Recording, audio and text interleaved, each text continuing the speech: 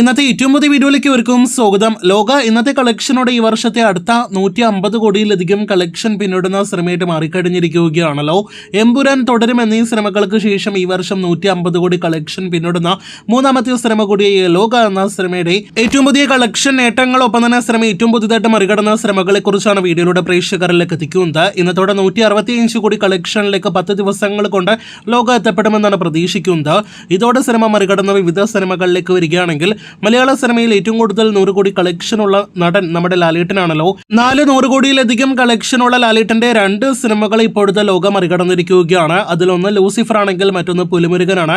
പുലിമുരുകന്റെ 144 കോടി final collection മറികടന്ന ലോക എന്ന സിനിമ ഇതിനിടയിൽ ലോകയിൽ ഒരു പ്രധാന കഥാപാത്രത്തെ അവതരിപ്പിച്ച നെസ്ലന്റെ കരിയർ ബെസ്റ്റായ പ്രേമലുവിന്റെ ഫൈനൽ കളക്ഷനായ 136 കോടി കളക്ഷൻ കൂടി മറികടന്നിട്ടുണ്ട്.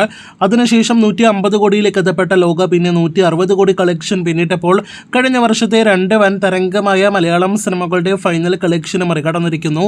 അതിലൊന്ന് ആവേശം എന്ന ഫഹദ് നായകനായി എത്തിയ സിനിമയുടെ 156 കോടിയാണെങ്കിൽ മറ്റൊന്ന് പൃഥ്വിരാജിന്റെ ആടുജീവിതം എന്ന സിനിമയുടെ 159 കോടി കളക്ഷനാണ്. അങ്ങനെ മലയാളത്തിലെ പല സിനിമകളെ മറികടന്നുകൊണ്ട് മുന്നേറിക്കൊണ്ടിരിക്കുന്ന ലോക എന്ന സിനിമ ഇപ്പോൾ 165 കോടിയിലേക്ക് എത്തി നിൽക്കുന്നു. ഇനി അടുത്തതായിട്ട് മറികടക്കേണ്ടത് 2018 എന്ന സിനിമയുടെ ഫൈനൽ കളക്ഷനാണ്. അത് നാളത്തെ ഞായറാഴ്ച കളക്ഷനോടെ ലോകം മറികടക്കുമെന്നും ഉറപ്പാണ്. കാത്തിരിക്കൂ തുടർന്ന് ലോകം മറികടക്കാനായിട്ട് ഇറങ്ങുന്ന വിവിധ സിനിമകളെ കുറിച്ച് അറിയുവാനായിട്ട്.